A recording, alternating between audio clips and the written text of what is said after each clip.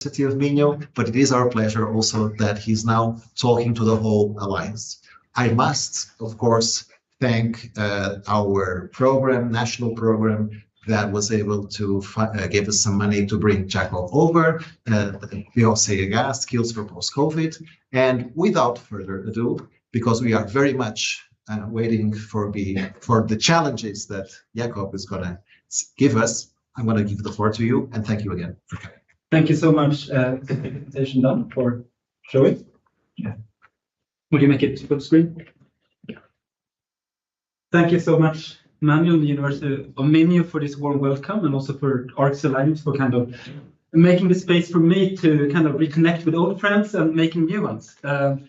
Some of you know me from before. I used to lead Action Line 7 in ARCS 1 on Engaged European Citizenship, where we developed a challenge-based learning program. I now work as a climate advisor for the city of Bergen, but I also work 20% at the university with kind of challenge-based educational activities and student-led educational activities. And I got this great title, Unlocking Global Responsibility, Revolutionizing Higher Education through Challenge-Based Learning in the Planetary Crisis. And I think it really captures the essence of what we're struggling with right now. We are in a planetary crisis. How can we deal with that planetary crisis? We will need to unlock global responsibility. And we're going to do that. We will also need a revolution in higher education.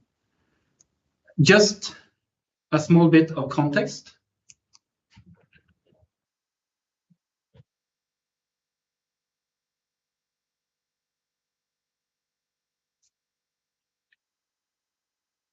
Yeah. So just to contextualize myself a bit. We're here. I'm a geographer, so I love maps. This is a map from the early 16th century, one of the first world maps. And I think it shows a world that's slightly similar to the world we're living in right now. But I think also if we would look at more modern maps, they would also have some clear differences. What's important to remember here is that universities and the university system we live in are really old institutions, actually quite much older than the map we're looking at here. And at the same time, we are now living on a new planet. This is just looking at climate. And what this shows is that whatever we do, we will live in a climate that's very different from the climate where we've been kind of adapting our societies.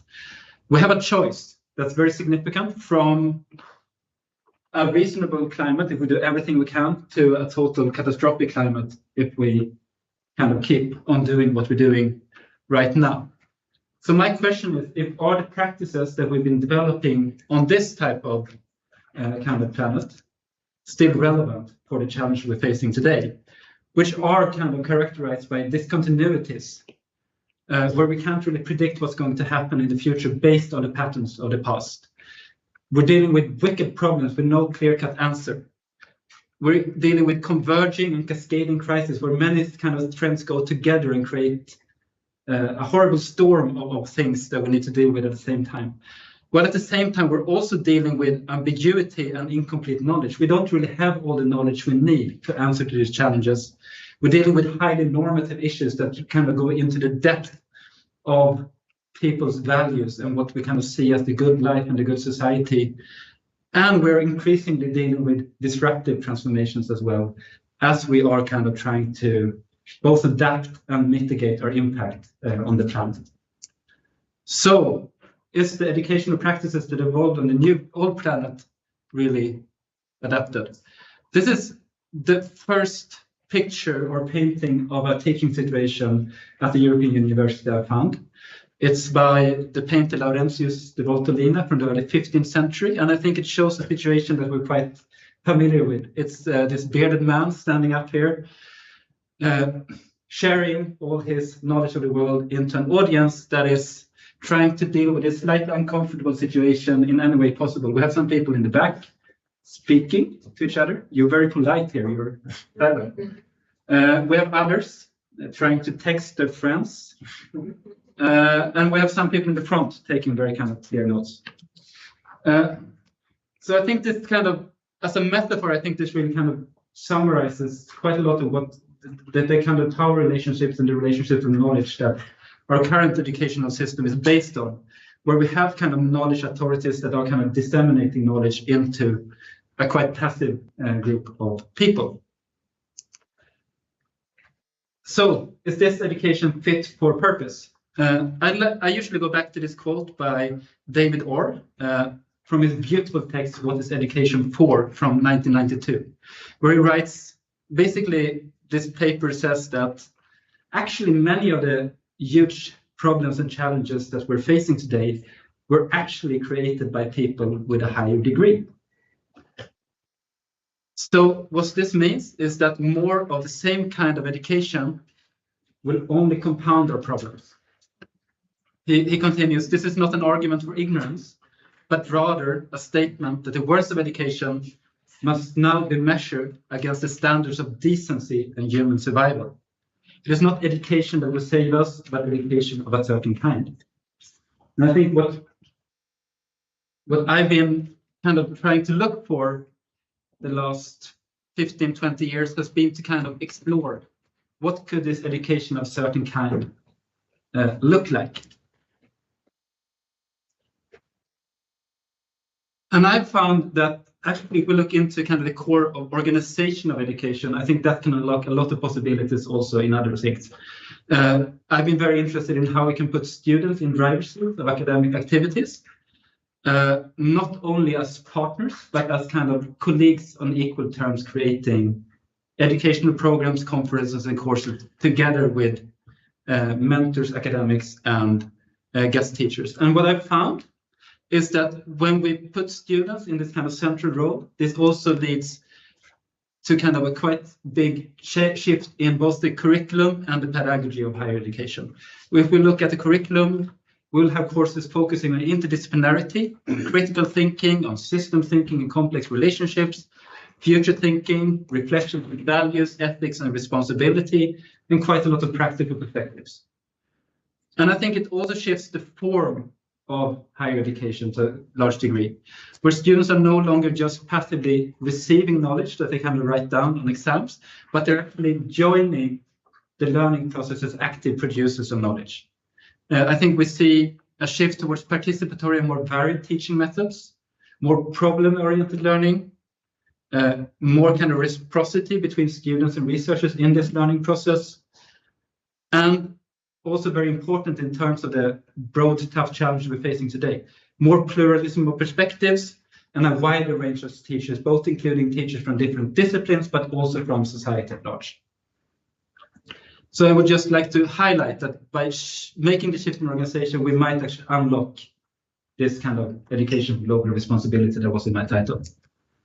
One thing I'm quite worried about right now is how might we actually deal with the crisis that we're facing in a responsible way. It's very easy that the tough challenge we're dealing with now will lead to kind of emergency governance that will kind of lead to quite a lot of repression of people around the world, and also to kind of false solutions that are large scale and might lead to very big unintended side effects. So I think what's really important, and I think this is where universities can play a very important role, is to establish a sphere for a slow political urgency, where we accept that the problems we're facing are extremely urgent. We need to act extremely fast, but at the same time, we need to create spaces for deliberation, for reflection about where we're heading, so we can make more kind of reflexive decisions about the future we want to create. In terms of education for responsibility and citizenship, I find this framework of competencies for citizenship quite useful. And I think what it highlights is that when we work with citizenship competencies and when we want to develop, we want to kind of create a space for students to develop their capacities as European or global citizens, we need to create education that allows the students to reflect on value issues, on attitudes, but also allows them to develop a certain skill set, for example, connected to critical thinking, to adaptability, to cooperation and conflict resolution. And we also need to rethink what type of knowledge and critical understanding our students need to develop, both relating to themselves and to kind of different academic fields. So this brings me to the topic of today, challenge-based learning, just to very briefly summarize what challenge-based learning might be. We make our students work with a real challenge in society that has been identified together with societal partners. We let our students work in teams supervised by students and mentors. And then we structure our academic activities, of course, around this project process in order to provide the theoretical and methodological tools that are needed to work with these issues, but also to create a space for sharing and reflection in the student group. And what we hope to generate through this course is project outputs that are relevant in order to meet the grand challenges of our time, but at the same time are meaningful in terms of an academic learning process. So my question is challenge-based learning really the answer to the challenge we're facing? And I would say that this really depends. If it is the answer, we need to really reflect critically on how we implement challenge-based learning at our universities. And I think this also depends on building on the unique societal role that our universities play in our society as spaces for long-term, reflexive, pluralistic thinking and deliberation. And one way to do that, that I've been working on, is to kind of combine a number of different frameworks, bringing together more kind of design-oriented approaches and creativity-oriented approaches with a strong component of system thinking and critical reflection through responsible research and innovation. And never forgetting that in order to actually really work deeply with these challenges, we also need deep knowledge about the problem and the context of this problem. Another thing I've been reflecting on is how might we actually make a good contribution as universities or as academics or as students. And I think quite often when we discuss projects with societal partners, they have a clear technical problem and they want some clear information or clear answers so that they can move ahead. And that's definitely something we can do. We can produce actionable knowledge that is relevant for the particular context where it is being used. But I don't think that's the only way we can contribute. I think we might just as well contribute by critically reframing the problems that our societal stakeholders are kind of grappling with. And by doing that, we might also open up for new types of solutions and also open up for kind of a critical reflection about the side effects of certain types of ways of moving ahead in society. We tried to do some work in Arcus 1 on this through the Arcus Collaborative Program, which was a program we tried to deal with engaged European citizenship in an uncertain world. This program had different themes every year. The first year it was rethinking climate risk, and the second year it was diversity.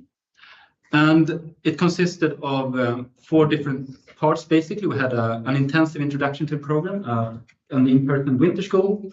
We had local challenge-based courses.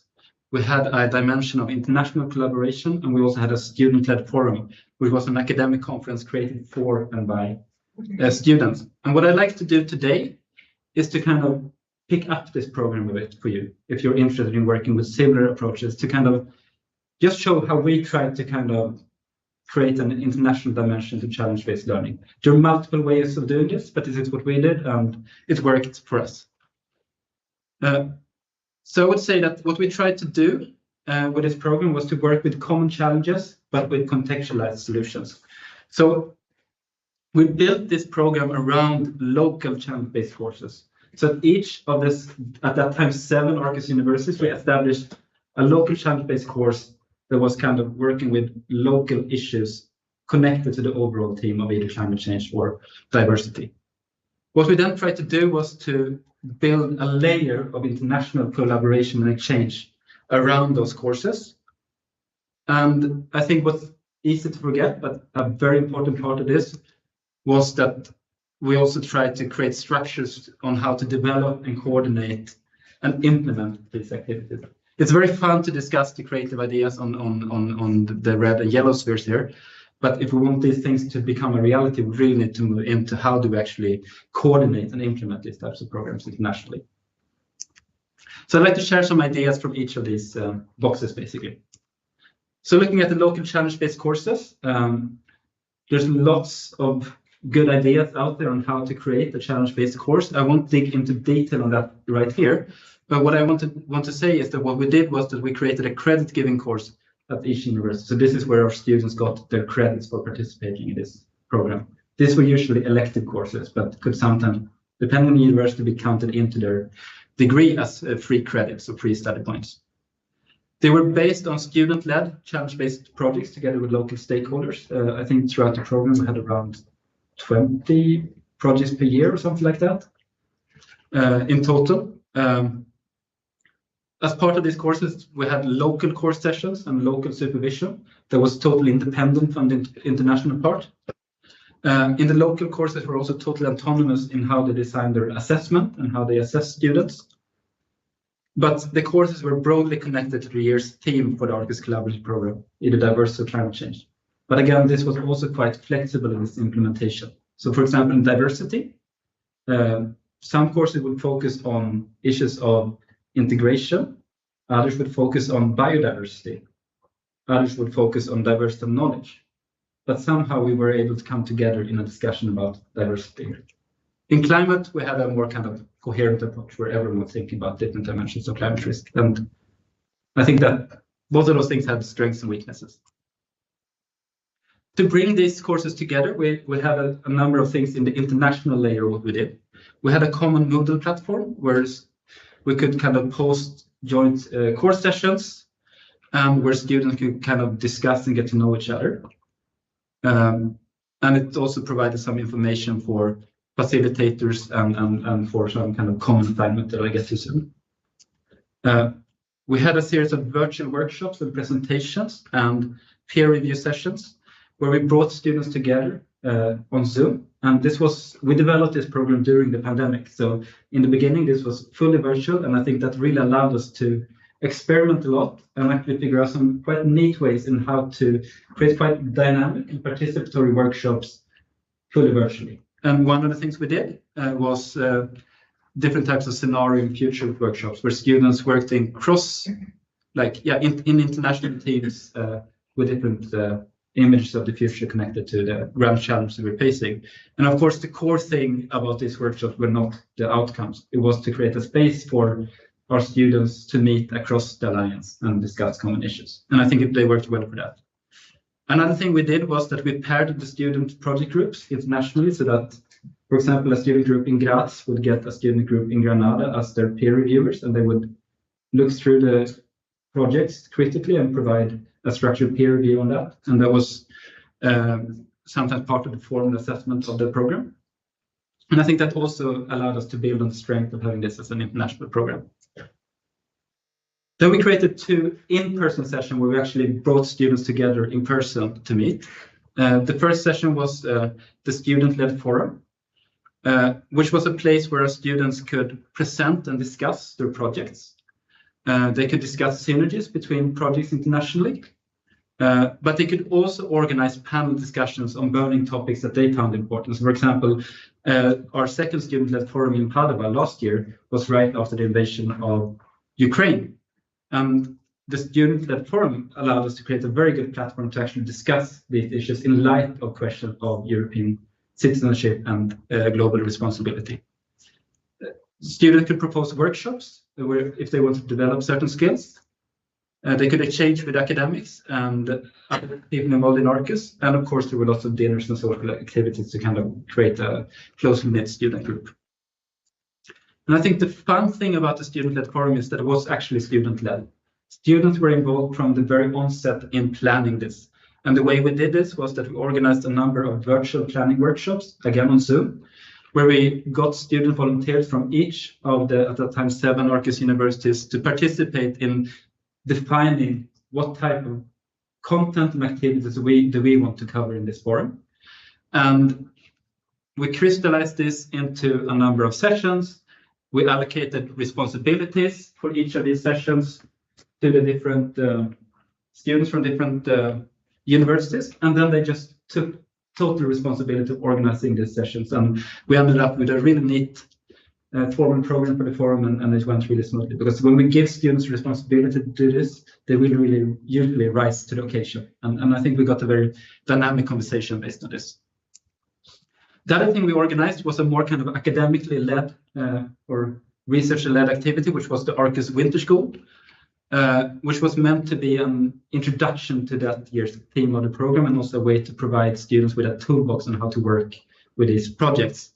So it consisted of lectures and panel discussions, field trips, workshops to develop key skills, and a mix of academic and practical perspectives. Again, since the first one was during COVID, it was a fully virtual winter school. But I think we managed again to get a quite nice dynamic flow of that. The second winter school was in May in Granada, again because of COVID.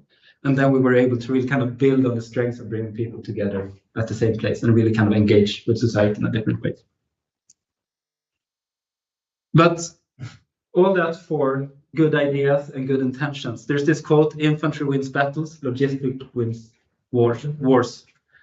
And I think we really need to take a step back and also look at the coordination side of things. And what I'd like to do today, which I usually don't do, is to kind of invite you into the backstage of how we try to organize this program.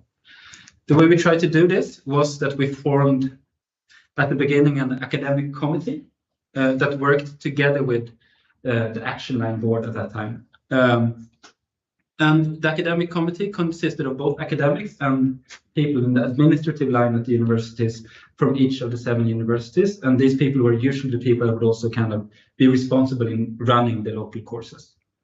In the academic committee, we decided on the common theme for the program in dialogue with the action line board. We worked on aligning the timing of the local courses, and I'll show you a little bit about that soon. We developed plans for the international sessions and common tasks. And we were also able to have more kind of overall discussions about methods for teaching and learning. So we organized a number of training workshops where we could exchange experiences and kind of develop our capacities in both kind of online learning and challenge-based learning. We worked on pairing student groups for peer review, and we could basically follow up on course progress. I think an important thing to note here is that planning of the course started 9 to 15 months before it started, right? So the planning phase of this program was quite long. When we were running the second year, it was enough with 9 months because many of the systems were in place. But when we were starting from scratch and had to establish a lot of systems, it really takes a lot of time to work through the administrative structures of the university, to establish courses, get them approved through boards and everything. So if you want to do this properly, you need to start in time, even though you can sometimes use Arcus as a way to kind of force things through the system, which might also be useful, right? But you will need to start in time if you want to make these things a possibility.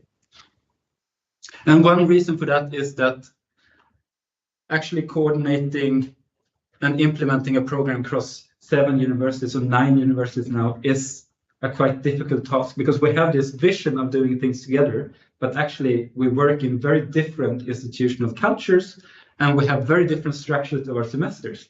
So one thing we had to do was to just kind of work on aligning when would actually our students be available to participate in this program. So we created this Excel sheet. Basically, the green here is when students are available for activities. The yellow is when they have holidays, then there are exam periods here and there, and then there are other activities that different universities have. And what we realized is that it was really, really hard to find a time that would work for everyone. And we had to make quite hard compromises in order to make this work, where some students would start during their vacation, for example, while others would kind of work into their summer vacation and things like that. And these are things that I hope that this kind of initiative with European University Alliances in the long run might help us kind of align a little bit more. But so far, I think we'll just need to work on flexible structures to make this work. Another core thing in order to make this work is that we need to think about how do we organize meetings. Again, a boring thing, but it's logistics that wins wars, right? This is an actual screenshot of me trying to organize Arcus meetings in 2020, I think. I don't know if you played Minesweeper, like this Microsoft game where you kind of click and you get these kind of red pills. And I was making a joke that I found the hidden Minesweeper bug in Doodle, because everything was red. It was just totally impossible to find a time for people to meet. So we had to totally reorganize the way we work with meetings, and instead of trying to find times that work for people, we just created a meeting plan for a year with set meeting times, and the first couple of months that didn't work, but after a while people would be able to kind of accommodate that in their calendars, and it worked.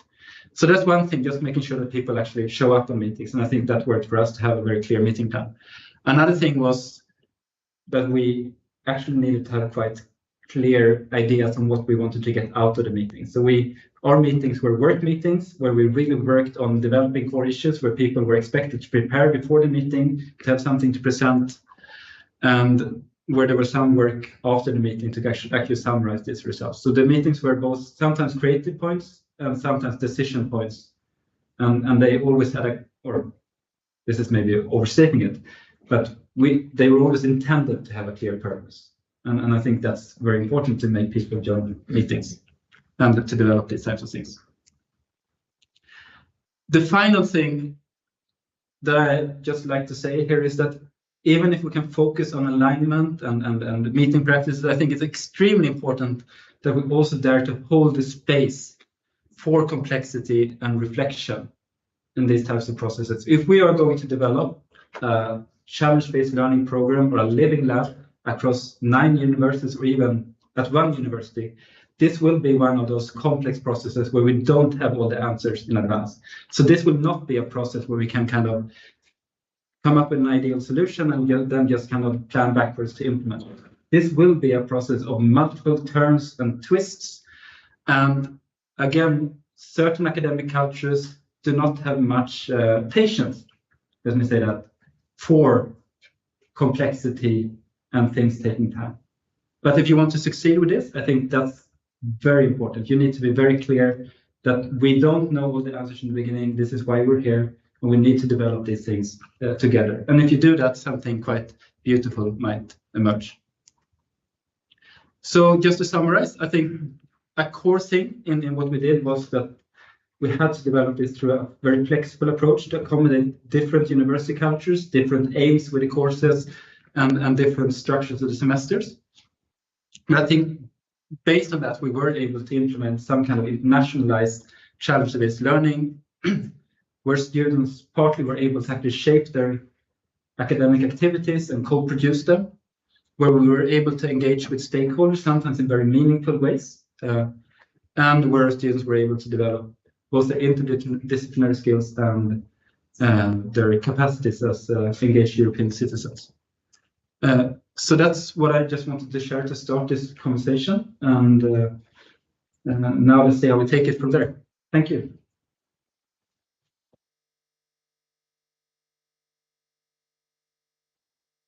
I need to get up. Should I get up? Because of the... Yeah, okay. Should we stand or sit? Or? Yeah, we should stay. Let's start. Because the slides are so pretty, you want to ruin those. So thank you. Oh, we have to come more to that side. So thanks. It was a wonderful presentation. You gave us two different layers, I would say, and very important layers. The concept, the steps of the concept, and then the layer of how you do it and how you manage it. And that was a brilliant opportunity for us to actually get in touch with the whole process as a client, so how it works, and then as a producer, how you produce it. So thanks for that. So I'll ask Ricardo if we have questions from the outside, and if we do have, send us the questions, okay? And I'll ask everyone who would like to ask a question or make a comment before I do. Just a simple question. Are we talking about undergraduate courses? Very good question. Again, this was based on a flexible approach. Most of the courses were undergraduate. We had serious discussions about this in the academic committee, because if you want to create something challenge-based and interdisciplinary, you want students that actually have a grounding in a discipline, right? Mm-hmm. The thing is that most master's programs are not that flexible. So it's quite hard to get an elective course into a master's program. Mm-hmm. So what the compromise most of us did was that we said that this is at senior bachelor's level, which it means that they should have studied at least a year or a year and a half in their field before they could take this program. But I think there was some universities did this only at the master's level as well. I'm not totally sure. So I'll continue the questions about the course. So you did have courses with ECTS and everything. Okay, so it was not extra. It was somehow that counted. Yeah. Okay. Now, to actually have the students getting interest in those courses, what was the biggest, most effective hook that you used? So recruitment to this program was done locally at each university. Okay. So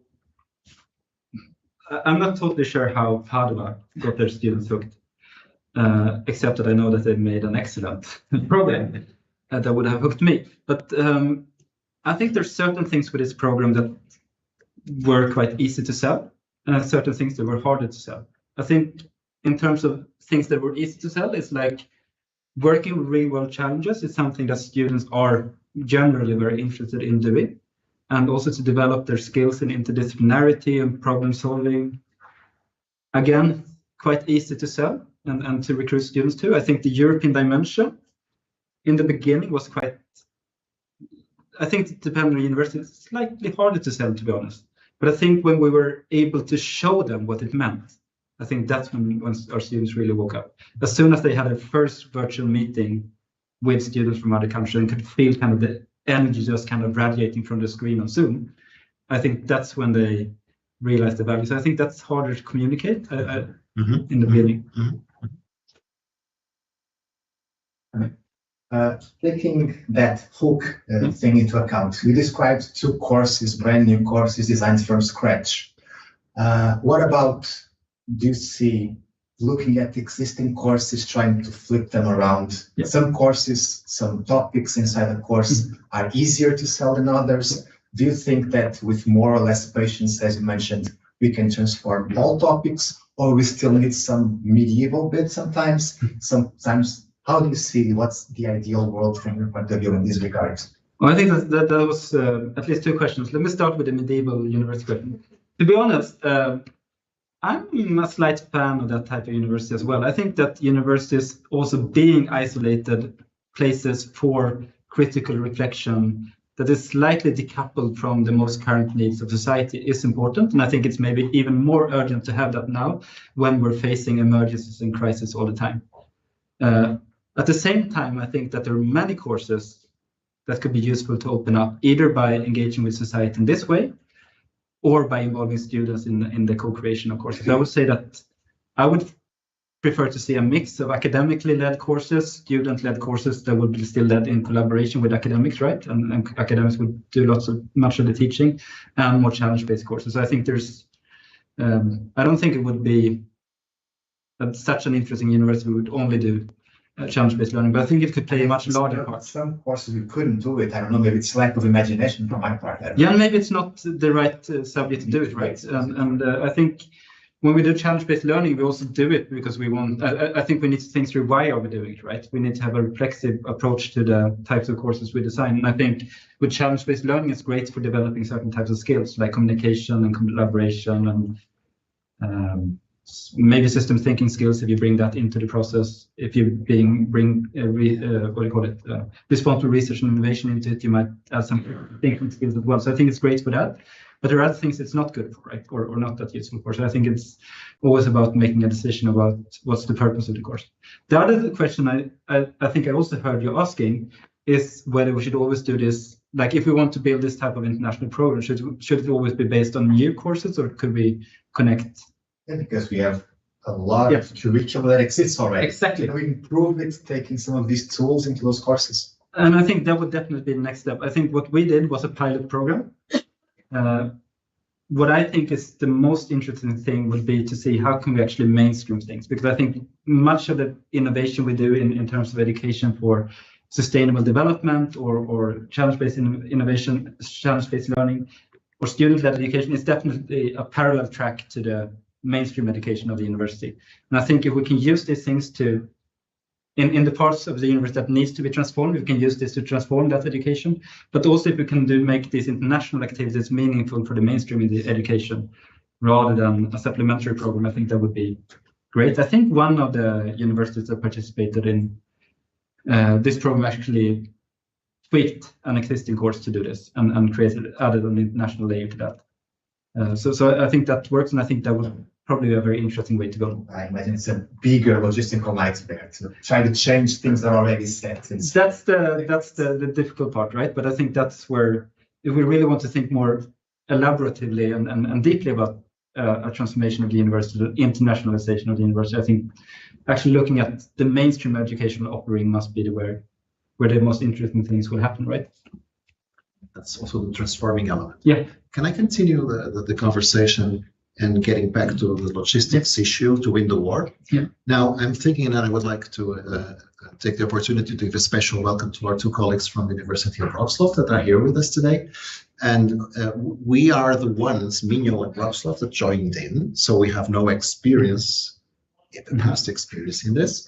And I now realize that other partners already have courses that were set up to do this. Mm-hmm. So is it the case that, for example, I know you are also not in the position to answer yes or no, but let's speculate a little bit. So is it the case that we can reactivate some courses with our partners that they already have? And for example, if we are able to actually design our own set of courses and match those with the previous ones, that we can make things work faster?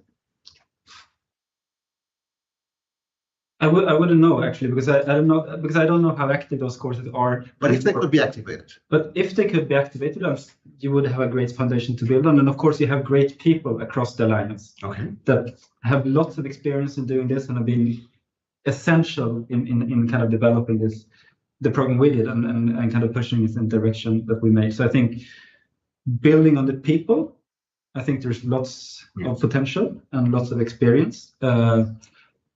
Building on courses could be at certain places that the courses are still running or could be reactivated.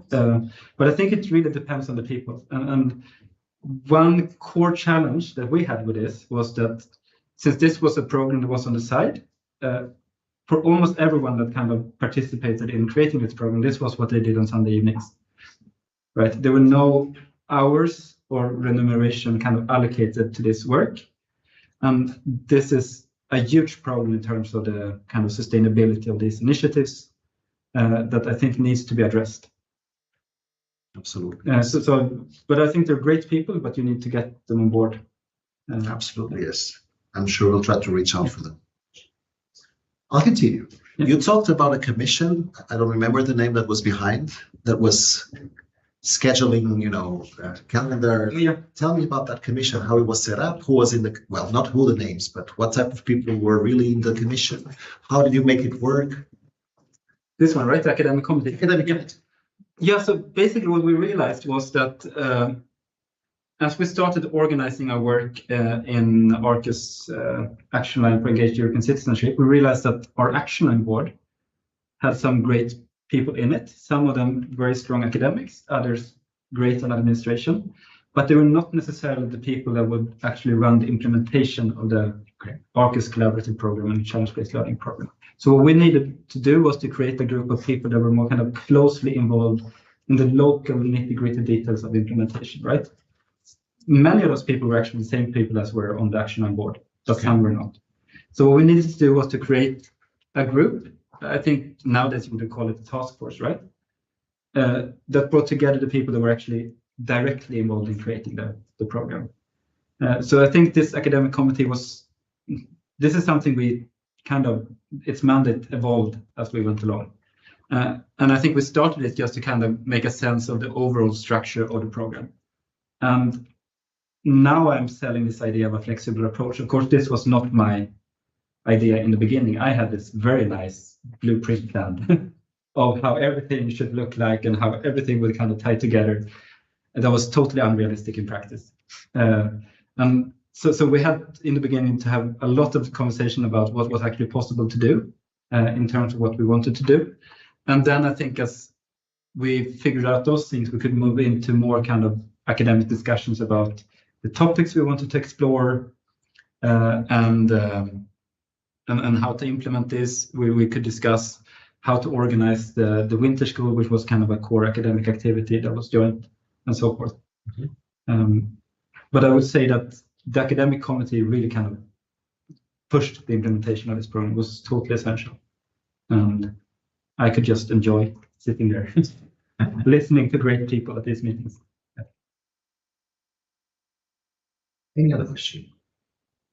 Any other question? No questions? Not really. I have one last, I think. You always talked about that there were courses, that students made projects. What is a project? What does it look like in terms of, is it a piece of paper in which we have a structure? Is it what? Again, this was very different at different universities. I think this is a very good question. And I think it depends on the priorities of the different participating academics. So some of our projects were extremely scientific. So they would work based on a challenge. But then the outcome of that was a scientific report, and actually one of the, like a review or? No, it was an empirical report. An empirical report. And I think the core ambition of the people running the course would be to also train students in how to structure an academic paper and so forth. So that was one way of doing it. So it was actually to research type of work. Yeah. Okay. Interdisciplinary research. Interdisciplinary research. Okay. Others had extremely practical projects. So some students worked, like, it was a great course. They worked with different challenges connected to wine production and kind of diversity. And then they had arts and design students doing kind of photography projects based on this. And they had other students working more kind of practically with kind of civil society aspects of this. And that would be more kind of engaged projects. And others came with more kind of policy advice that actually went into the sustainable mobility plans of one of the cities. So I think there were different types of projects, but I think it did work when we brought our students together at the student-led forum. We really realized that. Oh, that's Paulo. That's Paulo, exactly. An essential person in this, right? One of many. I think we could really see that even though we had quite different types of projects, we could learn a lot from each other, and all students were able to give quite good and constructive feedback to each other's projects in any case. Okay. So that's the last one. Yeah. With such a diversity, what made the Arcus Living Labs or challenge-based projects the Arcus challenge-based project? What was the thing that glued the whole thing together? I would say it was this international layer of things, right? By building this layer of international collaboration and exchange, and actually right at the beginning of the program, bringing students together in the beginning virtual workshops where they would see each other, where they would discuss together in breakout rooms their own priorities in joining this, and then moving into actually co-designing the student-led forum together, then meeting and running it. I think actually the fact of bringing students together to work together, I think, was definitely one of the European Arcus dimensions that it worked really well. Thank you. Thank you immensely. So we've had clear questions to my not so clear, clear answers to my not so clear questions. So that's even better. I'm going to thank you. I'm going to thank you again for being here. Thank you, all of you, for staying here with us. Thank you for all of those who are online. I believe that your talk and your participation with us in this seminar has made us more clear about what challenge-based learning within Arcus can look like. But I also believe that it didn't lower the challenge of making the challenge-based learning work. So I hope this is an opportunity for all of those who are here and all of those who are online with the Alliance to think about getting maybe together and are interested, getting together somehow. And we as an Alliance finding the good moment, the good way of doing that with the students on board, which is something that we really have to think about, because they can be actually the ones who will better work at Sunday night, if it has to be like that. Yeah. And I hope not. And so, yeah, can I also conclude? Yeah, I don't know what time we have.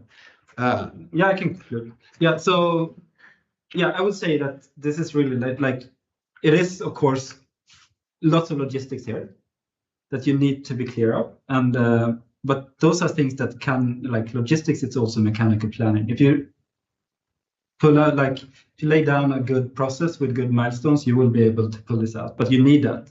You need to start in time. What didn't show from that was maybe how much fun we had creating this together. To actually be involved in an academic team, working with brilliant academics from 7 universities.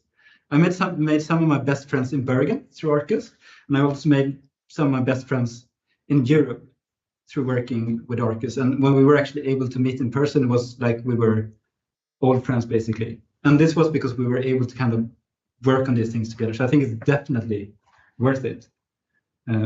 But you need to be clear about the fact that this is not only inspiration, it's also perspiration.